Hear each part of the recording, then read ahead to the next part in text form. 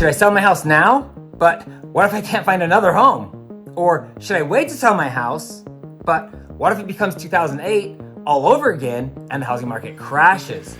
With so much information and misinformation, it's easy to make the wrong decision. You've got questions, I've got answers, and the numbers don't lie. This is one video that you're gonna wanna watch all the way to the end because the last item on my list will leave no doubt, and it's something that a lot of people tend to overlook. So let's get to it. One of the biggest mistakes people make when trying to sell their home is trying to time the market. The obvious dilemma, if you sell your house too soon, you could miss out on tens of thousands of additional earnings. But if you wait too long, you could end up leaving a small fortune on the table. Not to mention, it's a lot harder to sell a house in a declining market. With current market trends, there's a good chance the next few months may be your best opportunity to maximize your profits when selling your house. Here's 7 reasons you might want to sell your house right now. Number 1, we're in a housing shortage. According to the National Association of Realtors, the US housing supply is 5.5 million units short of what is needed. Due to the sudden increase in mortgage rates, a lot of people who are planning to move have decided not to sell their house. To make matters worse, home builders haven't been able to close the gap due to labor shortages and supply chain issues. I hate to point fingers, but it's kind of the builders who put us in this predicament by not building enough houses in the previous decade. If a picture's worth 1,000 words, this chart is worth 21.3 million words, as 21.3 million fewer homes were built from 2010 through 2019 than the previous decade. Builders were way too timid to start building again after getting their butts handed to them during the Great Recession. These 2 factors have left us in a nationwide housing shortage. This infographic shows only 1.7 months of available homes for sale, which means if no new homes were listed, it would only take 1.7 months to sell all the houses. For the market to flip, we need to see something closer to a 7-month supply of homes, and that will likely take several months and maybe even years to close that gap. The limited supply of homes gives sellers the advantage because there are buyers just waiting for your home to get listed. Number 2, increasing mortgage rates. The sudden spike in rates has pushed a lot of buyers out of the market. Either they can no longer afford to buy a house or they are shell-shocked by how much less home they can afford. If rates continue their upward trend, many more buyers will be unwilling or unable to purchase real estate. On the flip side, the many who are looking to buy a house realize increasing mortgage rates will make it harder for them to not only purchase a house, but also decrease how much they can afford. Even with the higher interest rates, there are still loads of buyers. Why? Because maybe interest rates aren't that bad. Let's put these super high mortgage rates into perspective. The average rate was 6.27% in the 2000s and 8.12% in the 1990s. This chart shows that mortgage rates have been sliding since 1981 when rates hit 16.63%. So a mortgage rate around 5% is historically low. But with the Fed promising several more rate hikes, who knows where things could end up. That being said, I feel like rates will hold for now and maybe even trickle down a little. Oh, and there's one last point to consider. And surprisingly, I haven't heard too many people talking about this. But higher mortgage rates barely affect those who are putting down large down payments. And for those paying cash, well, rates don't matter. Number 3, you're a huge winner. Even if you only owned your home for a year or 2, you should have loads of equity. According to CoreLogic, homeowners are sitting on record amounts of equity.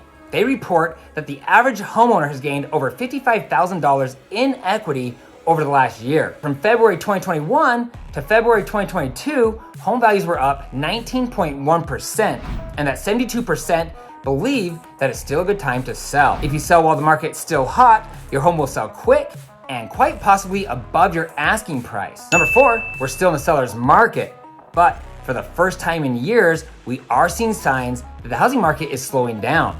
I did not say that the housing market is going to crash. We are not in a housing bubble, and the housing market will not crash. If you disagree, that's fine. But before you leave a nasty or a thoughtless comment, ask yourself, how much research have I done? If your research is the nightly news or an article you read, there's a very good chance you've been misled. I'm not manipulating you. I'm simply giving you the most up-to-date and accurate housing market information so you can make an educated decision based on your current situation. Number 5, there's still a lot of people looking to buy a home. Despite the insane home price increases And the spike in mortgage interest rates, homes are still selling. Why? Supply and demand. Not too long ago, we were suffering from a shortage of toilet paper, but most people willingly paid the jacked up price. Why? Because most people are willing to pay a lot for that cottony soft wipe. Though I'm sure many households saw a more conservative use of squares per sitting. These same economics apply to housing as much as or more than anything else. For a lot of people, the yearning to buy a house is much bigger than the toilet paper issue. To put it simply, homes will continue to be purchased by those who can still afford to buy one, even at the higher prices, by those who understand inflation and the housing market and the many benefits of owning a home. Number 6, what if the market flips? If you're wanting or needing to sell your home, this is something that you should keep an eye on. Nationwide, we are not expecting a market crash, but prices are falling in some parts of the country. This is why it's important to understand your local market. If you are concerned, reach out to a trusted realtor where you live to ensure you price your home right. For obvious reasons, you don't want to price your home too low, but pricing your house too high can hurt the saleability of your property. When a house sits on the market too long, people start to wonder what's wrong with it. Even after dropping the price, people are less likely to look at your home and more likely to offer less. Not to mention, you'll have to deal with weeks or maybe even months of keeping your home showtime ready instead of just days. Realtor.com recently listed a few of the hardest hit areas. In Detroit, home prices are down more than 15%. Rochester, New York, negative 17%. And Holy Toledo, Ohio, is down 18.7%. Declining prices in these metros give many hopes that the market will stabilize. And it is happening. But in states with strong economies, where there's still major housing shortages, home prices will continue to increase, but at a more stable rate. This next item is often overlooked, and making this mistake can have hefty consequences. Not surprisingly, it's one of the biggest mistakes sellers make. Are you ready? Number 7, don't be greedy. Overpricing your home could chase loads of Benjamins out of your pocket. Setting the right price can be the most important thing you do when selling a home. When priced correctly, your home will receive maximum exposure, drawing in more buyers who will more likely be excited to submit an offer. This increases your chances of not only selling your house quickly, but also receiving multiple bids, netting the maximum sold price. When a home is priced too high, you'll scare off potential buyers. Because fewer people will view your home, you increase the chances of ending up in negotiations with a buyer. It's unwise to purposely list your home above market value with the intention of lowering the price if no one bites, because you cannot get back those first few precious days that the home is listed where you have the best chance of selling your home. Okay, so let's end this thing where we started by answering the questions in my intro. Should you sell your house now or should you wait to sell your house? The answer is, it depends. You might want to hold off if, number 1, you live in a location where the market has slowed or started to correct. Number 2, have a mortgage interest rate of 3.5% or lower. Number 3, don't have a lot of equity. Number 4, have a super low house payment that you can easily afford to make each month. And number 5, if you're planning to move to a more expensive location. You might want to sell if you, number 1, didn't refinance and currently have a high mortgage rate anyway. Number 2, have a lot of equity. Number 3, moving to a less expensive location. Or number 4, if you're struggling to make your house payment and need to downsize. And maybe I should make this reason number 1. But number 5, you might want to consider moving if it's what you want to do. If you're financially stable, have good job security, and a strong desire to live somewhere else, then you should do it. Don't stay in a house or a city that you don't like. Those paralyzed by fear often live a life of regret.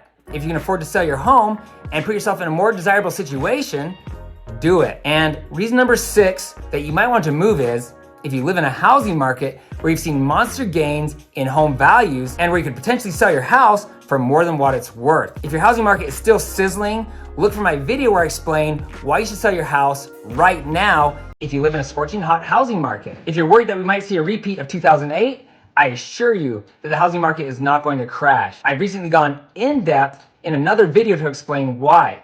If you'd like to take a deeper look at why we're not in a housing bubble, you'll want to watch that video when you're done with this one. I'll put a link to that video below. I know many of you are worried that should you sell your home, you won't be able to find a new house. That's understandable. And it's the same concern others feel when they sell, even in a stable market. The answer is simple. Reach out to a professional real estate agent in your area, someone with a good reputation, and ask them to help you make the transition from selling your home and getting into another. There are loads of different strategies that can be used depending on your situation. If you're looking to buy, sell, build a home, or invest in Utah real estate, I get contacted all the time. Please feel free to call or text me with any questions. I'd love to meet you, and I'm honored to serve you. For everyone else, please feel free to share your thoughts in the comment section below. I always do my best to respond to each one of you. If you have friends or family members looking to sell their home, you can easily text this video to them. And please don't forget to hit the subscribe button below and ring the bell to be notified each time I post new videos. Also, you can find me on Instagram at Ty, the real estate guy. If you found this information helpful, please give me a thumbs up. Thanks for watching, and don't forget to ring that little bell below. It'll make you feel good.